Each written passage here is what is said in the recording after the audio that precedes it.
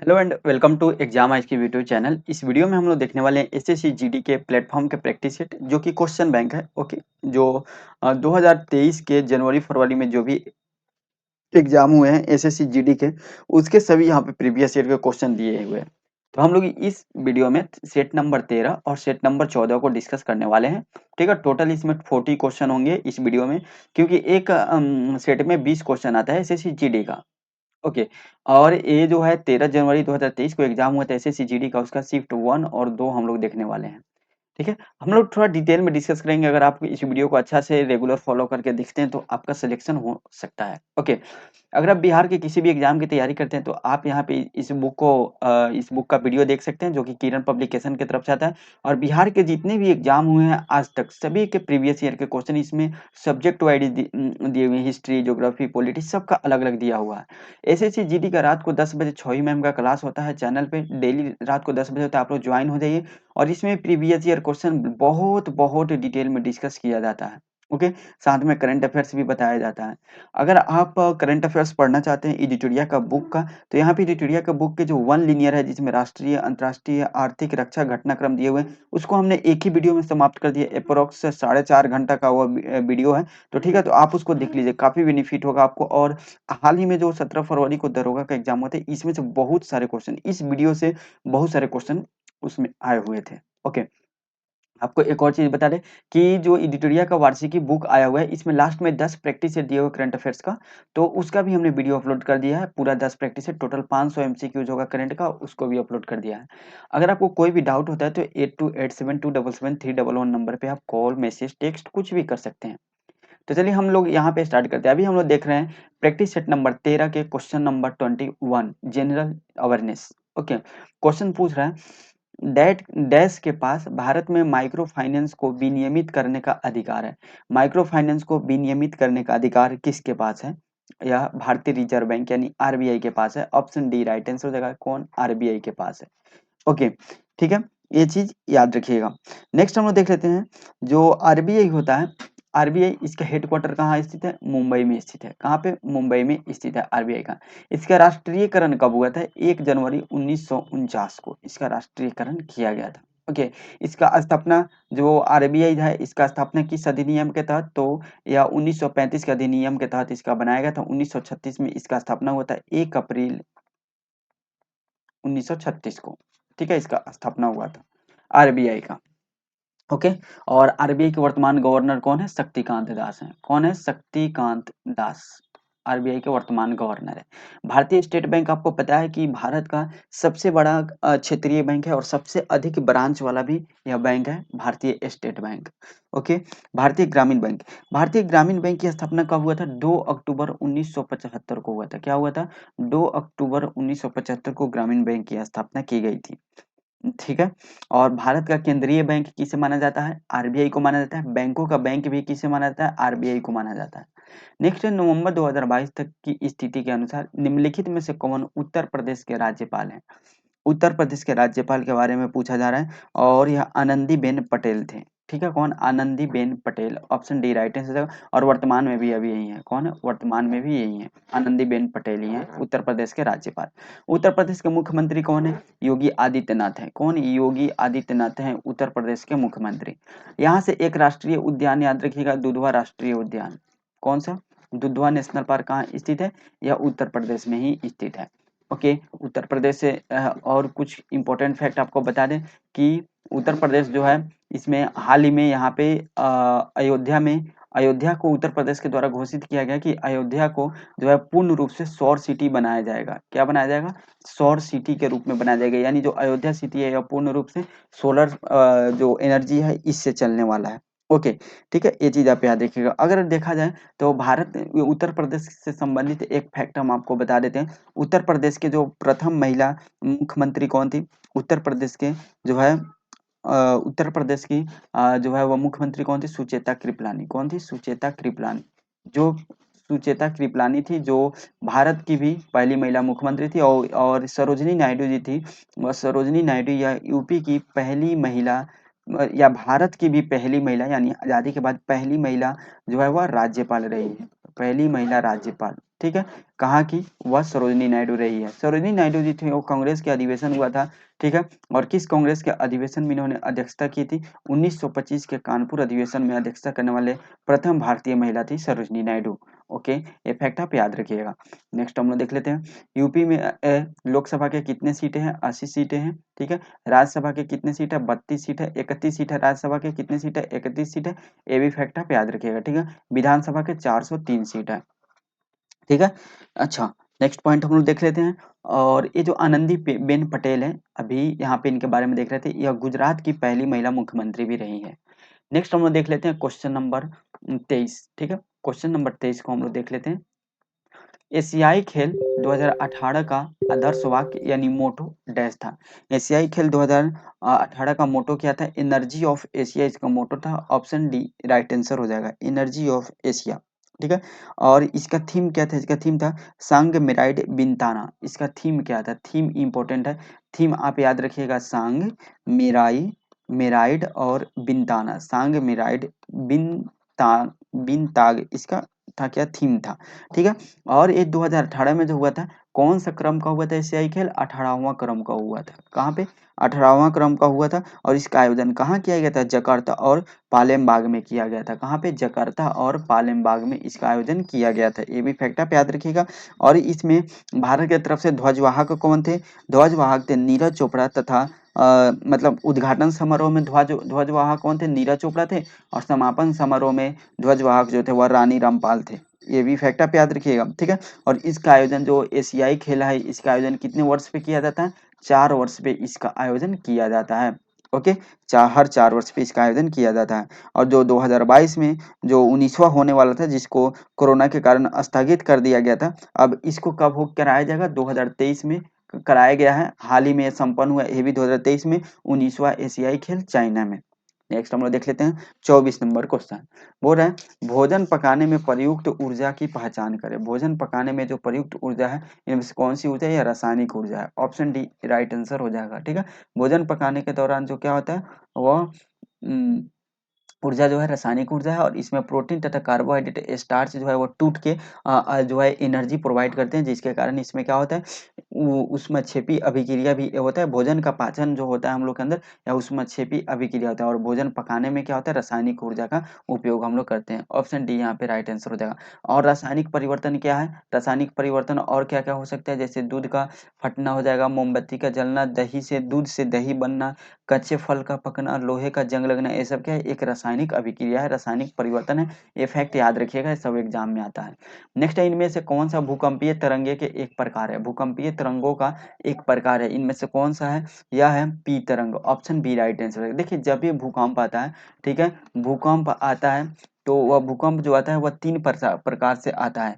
एक आता है पी तरंग आता है, एक आता है एस तरंग, और एक आता है एल तरंग। जो पी तरंग होता है, इसका स्पीड काफी ज्यादा होता है। जो स्टार्टिंग वाला जो होता है, इसका जो है वह स्पीड मतलब जो प्राथमिक तरंग होता है, प्राथमिक तरंग, ठीक है, एक इसका स्पीड अप्रोक्स 8 किलोमीटर पर सेकेंड होता है। एक सेकेंड में इसका जो तरंग है, इसका झटका 8 किलोमीटर दूर तक जाता है, ठीक है, बहुत तेजी से ये जाता है। लेकिन एक कम प्रभावी होता है, ठीक है। उसके बाद एस वाला होता है, इसको द्वितीयक तरंग बोलते हैं, या ठीक है, या सेकेंडरी तरंग भी इसको बोलते हैं। ये इससे स्पीड इसका कम होता है, और ये थोड़ा ज्यादा प्रभावी होते हैं। एल तरंग जो होता है, इसको हम धरातलीय तरंग बोलते हैं। और धरातलीय तरंग जो होता है, यह क्या होता है? इसका स्पीड वो सबसे कम होता है, और यह सबसे ज्यादा नुकसान करता है, ठीक है। ये चीज आप याद रखिएगा। तो PSL तरंग होते हैं। 26 नंबर क्वेश्चन है, निम्नलिखित में से किस कलाकार को सोवियत लैंड नेहरू पुरस्कार प्राप्त हुआ है? सोवियत लैंड नेहरू पुरस्कार किसे प्राप्त किया गया है? यह पंडित बिरजू महाराज को दिया गया है। ऑप्शन ए राइट आंसर हो जाएगा। पंडित बिरजू महाराज किससे संबंधित है? किस शास्त्रीय नृत्य से? या कथक से संबंधित है? किससे? कथक शास्त्रीय नृत्य से संबंधित है पंडित बिरजू महाराज। ओके, ठीक है। और यह कहाँ के किस घराने से संबंधित है? लखनऊ घराने से संबंधित है, ठीक है, लखनऊ घराने से यह संबंधित है। ये भी फैक्ट आप याद रखिएगा। पंडित बिरजू महाराज किस घराने से? तो लखनऊ घराने से संबंधित है। ओके, और इनको इनका हाल ही में 2022 में निधन हो गया, जनवरी 2022 में, ठीक है। तो उस टाइम इनका निधन हो गया था। तो ये भी आप फैक्ट याद रखिएगा, क्वेश्चन ये भी आ सकता है, ठीक है। पंडित बिरजू महाराज को जो है वह 2016 में इनको बाजीराव मस्तानी फिल्म में गाना मोहे रंग दो लाल के लिए कोरियोग्राफर के लिए फिल्म फेयर अवार्ड भी इनको दिया गया था, पंडित बिरजू महाराज को। ठीक है, ये फैक्ट याद रखिएगा। इनको पंडित बिरजू महाराज को 1986 में, ओके, इंपॉर्टेंट फैक्ट है, 1986 में इनको दिया गया था पद्म विभूषण। ठीक है, क्या दिया गया था? पद्म विभूषण। 1964 में दिया गया था संगीत संगीत अकादमी पुरस्कार। ओके, संगीत अकादमी पुरस्कार 1954 में 64 में इनको दिया गया था। ठीक है, चलिए नेक्स्ट हम लोग देख लेते हैं। नेक्स्ट क्वेश्चन, क्वेश्चन नंबर 27 बोला, निम्नलिखित में से कौन मौर्य साम्राज्य का अंतिम राजा था? मौर्य साम्राज्य का अंतिम राजा कौन था? वह था Brihadratha. Option B right answer देगा। और मौर्य साम्राज्य का प्रथम राजा कौन था? वह था चंद्रगुप्त मौर्य। चंद्रगुप्त मौर्य के द्वारा ही मौर्य साम्राज्य की स्थापना किया गया था। ठीक है, और चंद्रगुप्त के जो प्रधानमंत्री थे यानी पीएम, इनका नाम क्या था? इनका नाम था चाणक्य। ठीक है, चाणक्य, या इन्हीं का और नाम क्या है? विष्णुगुप्त नाम है। क्या नाम है? विष्णुगुप्त। और इन्हीं का नाम है कौटिल्य। ठीक है, इन्हीं का और नाम क्या है? इन्हीं का और नाम कौटिल्य। ठीक है, याद रखिएगा। यह तक्षशिला विश्वविद्यालय के क्या थे? यह प्रोफेसर और स्टूडेंट भी रहे। तक्षशिला विश्वविद्यालय जो है वह सिंधु सिंधु एंड झेलम नदियों के बीच स्थित है। सिंधु और झेलम नदियों के बीच स्थित है।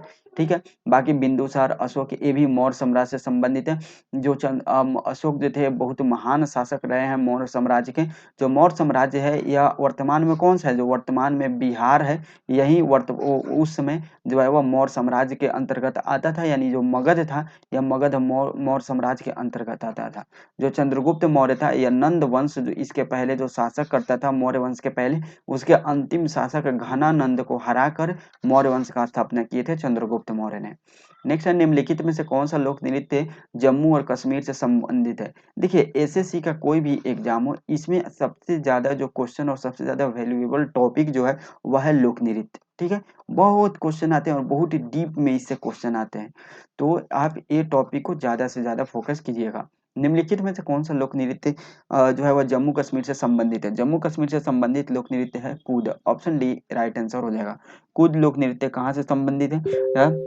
जो है वह जम्मू एंड कश्मीर से संबंधित है। ठीक है, नेक्स्ट हम देख लेते हैं। यहाँ पे भवई दिया हुआ है। भवई लोक नृत्य कहाँ से संबंधित है? राजस्थान और गुजरात से संबंधित है भवई जो है लोक नृत्य है। ठीक है, जो होजागिरी लोक नृत्य है कहाँ से संबंधित है? यह त्रिपुरा से संबंधित है। ठीक है, त्रिपुरा से। नेक्स्ट है जवारा। जवारा लोक नृत्य कहाँ से संबंधित है? मध्य प्रदेश से संबंधित है। नेक्स्ट है, भारत के सर्वोच्च न्यायालय का उद्घाटन कब किया गया था? भारत के सर्वोच्च न्यायालय का उद्घाटन 28 जनवरी 1950 को किया गया था। ऑप्शन बी राइट आंसर हो जाएगा। जो कहाँ पे? दिल्ली में स्थित है। और ये जो उस टाइम इसका स्थापना हुआ था 25 जनवरी 1950 को। ये अब इसका नाम क्या रख दिया गया? वर्तमान में इसका नाम संविधान भवन रख दिया गया है प्रधानमंत्री नरेंद्र मोदी का, क्योंकि अब ये पुराना हो चुका है। अब न्यू पार्लियामेंट बन, सॉरी, यहाँ पे ये नहीं होगा, ये थोड़ा दूसरा चीज हो गया। ये तो संसद भवन से रिलेटेड है। ठीक है, यहाँ पर सर्वोच्च न्यायालय की बात की जा रही है जिसकी स्थापना 28 जनवरी 1950 को हुआ था, जब हम लोग का देश गणतंत्र हुआ उसके 2 दिन बाद। ठीक है, नेक्स्ट हम लोग क्वेश्चन देख लेते हैं। निम्न में से क्या वर्ष 1950 में अपनाए गए मूल भारतीय संविधान का हिस्सा नहीं था? ठीक है, अच्छा, यहाँ पे हम एक और फैक्ट फैक्ट देख सकते हैं। सर्वोच्च न्यायालय में वर्तमान में कितने न्यायाधीश हैं? 33 न्यायाधीश है और एक मुख्य न्यायाधीश होते हैं। ठीक है, 33 एक मुख्य न्यायाधीश, टोटल 34 है। ओके, ये फैक्ट आप याद रखिएगा। ठीक है, चलिए नेक्स्ट, निम्न में से क्या वर्ष 1950 में अपनाए गए मूल संविधान का हिस्सा नहीं था? इनमें से कौन सा हिस्सा नहीं था? तो मूल कर्तव्य हिस्सा नहीं था। ऑप्शन ए राइट आंसर हो जाएगा। मूल कर्तव्य को जो सरदार स्वर्ण सिंह समिति के सिफारिश पे, किसके? सरदार स्वर्ण सिंह समिति के सिफारिश पे इसको ऐड किया गया था। मूल कर्तव्य को ऐड किया गया था सरदार स्वर्ण सिंह समिति के सिफारिश पे। कब? 42वां संविधान संशोधन में। 42वां संविधान संशोधन में ऐड किया गया था। वर्तमान में ये भाग 4 क के अंतर्गत आता है, अनुच्छेद 51A के अंतर्गत आता है। ठीक है, 4A और अनुच्छेद 51A। ठीक है, जब इसको ऐड किया गया था तो उस टाइम 10 मौलिक अधिकार थे, मूल कर्तव्य थे। वर्तमान में 11 मूल कर्तव्य है। और यह किस देश के संविधान से लिए गए मूल कर्तव्य? यह रसिया के संविधान से लिए गए हैं। ये भी फैक्ट आप याद रखिएगा। नेक्स्ट पॉइंट हम लोग देख लेते हैं। मध्य भारत में बस्तर विद्रोह डैश में हुआ था? बस्तर विद्रोह कब हुआ था? यह हुआ था 1910 ईस्वी में। ऑप्शन बी राइट आंसर हो जाएगा। 1910 ईस्वी में जो यह बस्तर विद्रोह हुआ था।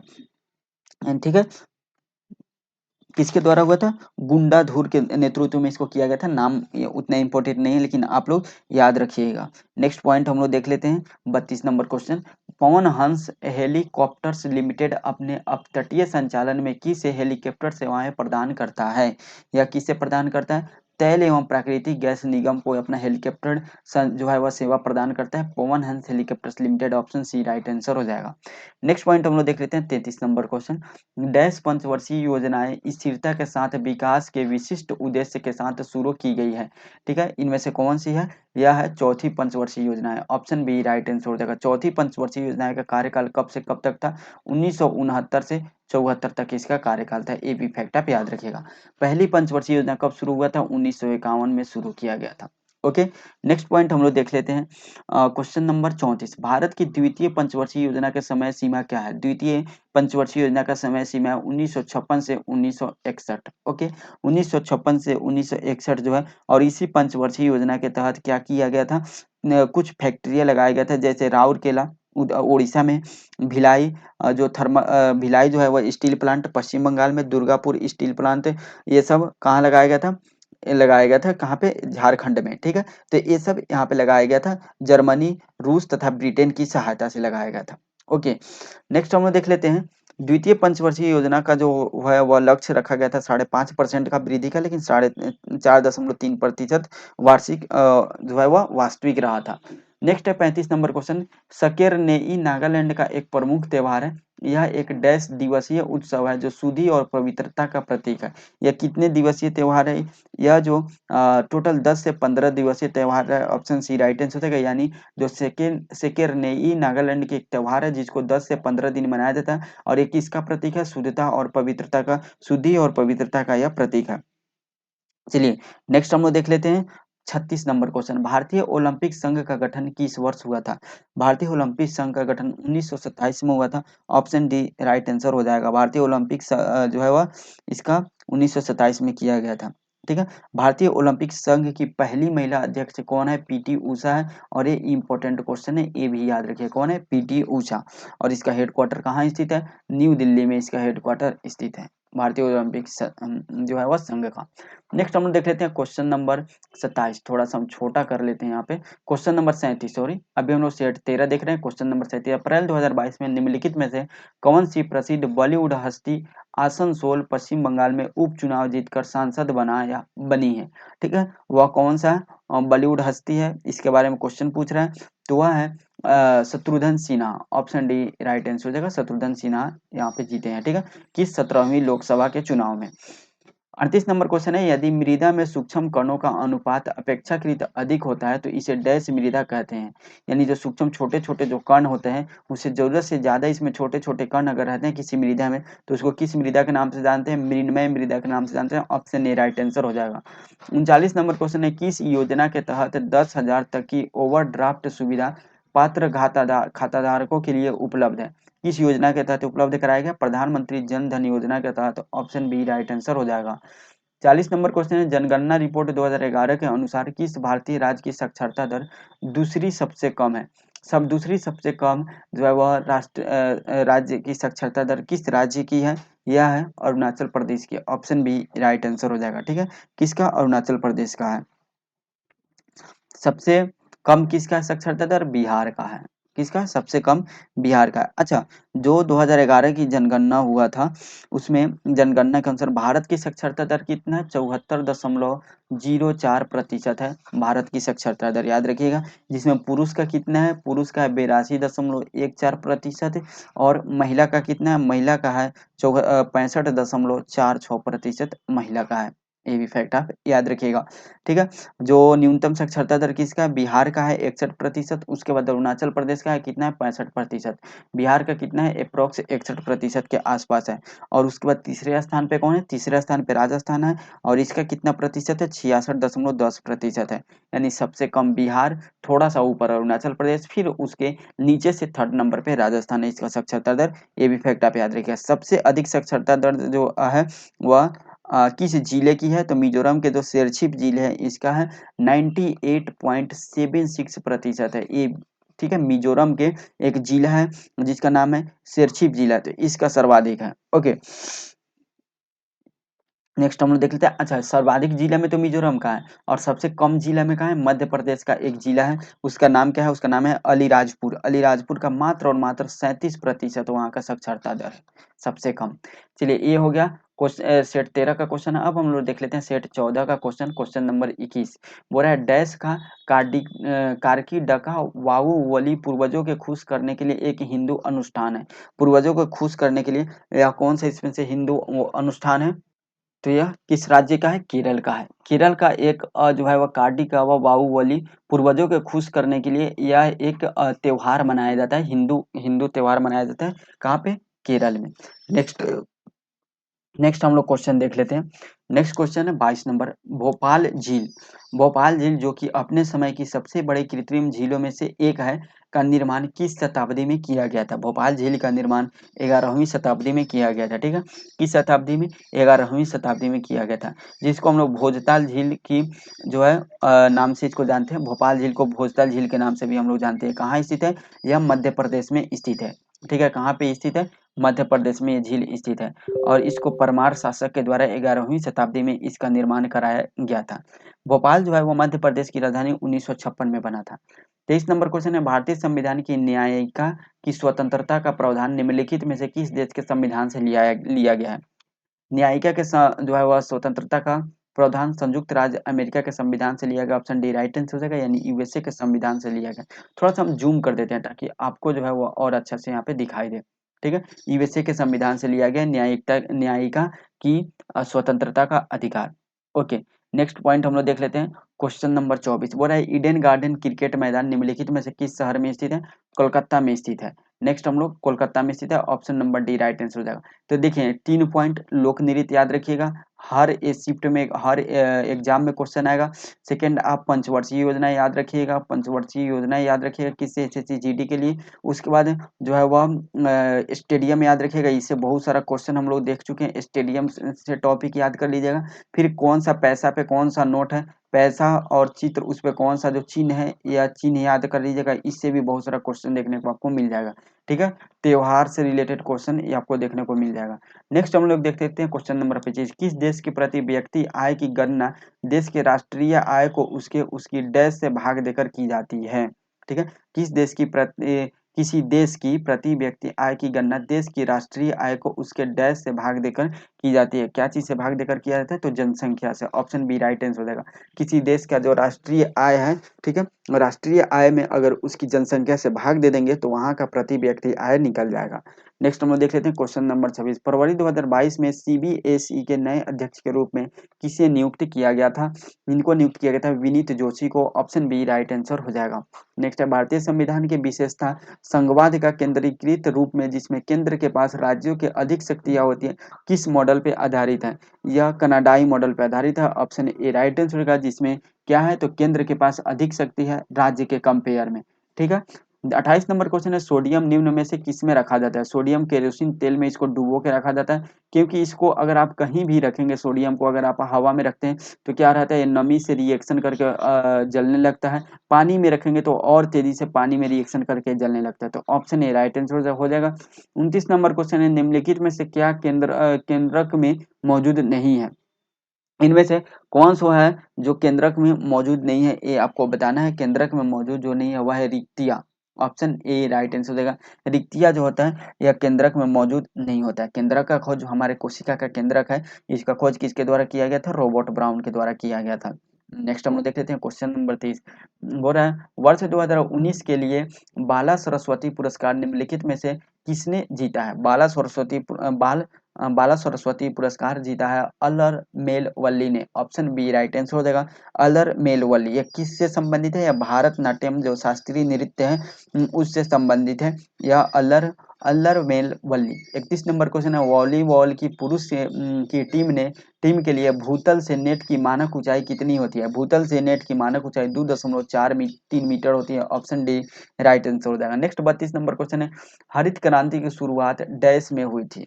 हरित क्रांति की शुरुआत मैक्सिको में हुआ था। ऑप्शन बी राइट आंसर हो जाएगा। हरित क्रांति की शुरुआत किसके द्वारा जो है मैक्सिको में किया गया था। किसके द्वारा किया गया था? तो एक अमेरिकी साइंटिस्ट है नॉर्मन अर्नेस्ट बोरलॉग, जिसको हम लोग नॉर्मन बोरलॉग के नाम से जानते हैं, जिनको विश्व के हरित क्रांति का जनक हम लोग मानते हैं नॉर्मन बोरलॉग को। तो उन्हीं के द्वारा शुरुआत किया गया था मैक्सिको में।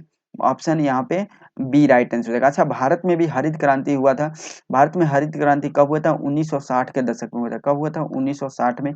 जो है वह स्वामीनाथन जी के द्वारा इसको शुरू किया गया था। पंजाब, हरियाणा, पश्चिम उत्तर प्रदेश के क्षेत्रों में यहाँ पे किया गया था। हरित क्रांति का प्रारंभ किस पंचवर्षीय योजना में किया गया था? बहुत इंपॉर्टेंट क्वेश्चन है। तो यह थर्ड पंचवर्षीय योजना यानी तीसरा पंचवर्षीय योजना में शुरू किया गया था। Next 33 number question, Sonal Mansingh को निम्नलिखित में से किस शास्त्रीय नृत्य के लिए संगीत नाटक अकादमी पुरस्कार से सम्मानित किया गया? ये सोनल मानसिंह से रिलेटेड क्वेश्चन बहुत बार आता है एग्जाम में। एसएससी के जो खासकर जीडी के जितने भी लगभग डेली जो प्रीवियस हुए हैं 2023 में, डेली सोनल मानसिंह से रिलेटेड क्वेश्चन यहाँ पे आया हुआ है। और ये सोनल मानसिंह किससे संबंधित है? ओडिसी नृत्य से संबंधित है। ऑप्शन बी राइट आंसर हो जाएगा। किससे? ओडिसी नृत्य से संबंधित है। ठीक है। और इनको संगीत नाटक अकादमी कब दिया गया था? 1987 में इनको दिया गया था संगीत नाटक अकादमी। और 2003 में इनको जो है 1992 में पद्म भूषण, और 2003 में पद्म विभूषण भी इनको दिया गया था। ओके, नेक्स्ट हम लोग देख लेते हैं। यहाँ पे कुछ और दिए हुए जैसे मोहिनीअट्टम दिए हुए, तो मोहिनीअट्टम से जो और कौन कौन से रिलेटेड है? मोहिनीअट्टम से रिलेटेड जो नर्तक है वह है रागिनी देवी, ये याद रखिएगा। कथकली से रिलेटेड है मृणालिनी साराभाई, ये फैक्ट आप याद रखिएगा। मणिपुरी से झावेरी बहन, ये याद रखिएगा। नेक्स्ट हम लोग देख लेते हैं क्वेश्चन नंबर 34। थोड़ा सा इसका छोटा कर लेते हैं और यहाँ से फिर स्टार्ट करते हैं। बोल रहा है नवंबर 2022 तक की स्थिति के अनुसार निम्नलिखित में से कौन दिल्ली के मुख्यमंत्री हैं? दिल्ली के मुख्यमंत्री अरविंद केजरीवाल है। ऑप्शन सी राइट आंसर होगा। और वर्तमान में भी यहाँ के वह यही है, वर्तमान में भी यहाँ के मुख्यमंत्री यही है अरविंद केजरीवाल, जो आम आदमी पार्टी से संबंधित है। दिल्ली के प्रथम मुख्यमंत्री कौन थे? चौधरी वाह प्रकाश जी थे। और जो मुख्यमंत्री का कर्तव्य है, मुख्यमंत्री का कार्य है, यह किस अनुच्छेद में? अनुच्छेद 167 के अंतर्गत इसका बताया गया है। और मुख्यमंत्री का नियुक्ति किसके द्वारा किया जाता है? राज्यपाल के द्वारा किया जाता है। किसके द्वारा? राज्यपाल के द्वारा। औद्योगिक नीति संकल्प 1956 ने उद्योगों को डैश श्रेणियों में वर्गीकृत किया था। कितने श्रेणियों में? टोटल 3 श्रेणियों में वर्गीकृत किया था। ऑप्शन ए राइट आंसर हो जाएगा। 36 नंबर क्वेश्चन, निम्नलिखित में से कौन शुंग वंश का प्रथम शासक था? शुंग वंश का प्रथम शासक था Pushyamitra Shunga. Option C right answer हो जाएगा। 37 नंबर क्वेश्चन है, अटल पेंशन योजना भारतीय नागरिक के लिए एक पेंशन योजना है जो डैश क्षेत्र के श्रमिकों पर केंद्रित है। किस क्षेत्र के श्रमिकों के लिए केंद्रित किया गया अटल पेंशन योजना? यह असंगठित क्षेत्र के श्रमिकों के लिए इसको जो है वह इसको श्रमिकों के लिए केंद्रित है। ऑप्शन बी राइट आंसर हो जाएगा। नेक्स्ट हम लोग 38 नंबर क्वेश्चन देख लेते हैं। कौन सी योजना और प्रमुख बंदरगाहों की कनेक्टिविटी, कौन सी योजना गैर प्रमुख बंदरगाहों और प्रमुख बंदरगाहों की कनेक्टिविटी के लिए, ठीक है, तो इसमें क्वेश्चन पूछ रहा है कौन सी योजना गैर प्रमुख बंदरगाहों और प्रमुख बंदरगाहों की कनेक्टिविटी सहित तटीय सीमा क्षेत्रों के साथ राज्य सड़कों के विकास के लिए प्रस्तावित की गई थी? तो इसमें से कौन सी योजना है? वह है सागरमाला परियोजना। ऑप्शन बी राइट आंसर हो जाएगा। इसके तहत क्या किया जाएगा? जितने भी बंदरगाह हैं उसको सड़क कनेक्टिविटी के साथ जोड़ा जाएगा, ताकि जो है देश के अंदर से जो भी प्रोडक्ट है जो बाहर जाने वाले उसको काफी आसानी से और तेजी से बंदरगाह पे पहुंचाया जा सके और बंदरगाह से देश में सामान को पहुंचाया जा सके। नेक्स्ट हम लोग देख लेते हैं क्वेश्चन नंबर 39। जनगणना 2011 के अनुसार भारत में पुरुषों की साक्षरता दर कितनी है? अभी हम लोग ऊपर देख चुके हैं, जो है भारत में पुरुषों की साक्षरता दर 82.14% है। ऑप्शन डी राइट आंसर हो जाएगा। कितना हो जाएगा? Option D. और महिलाओं का कितना है? टोटल भारत में 74.4 है, जिसमें महिलाओं का 65.46% है।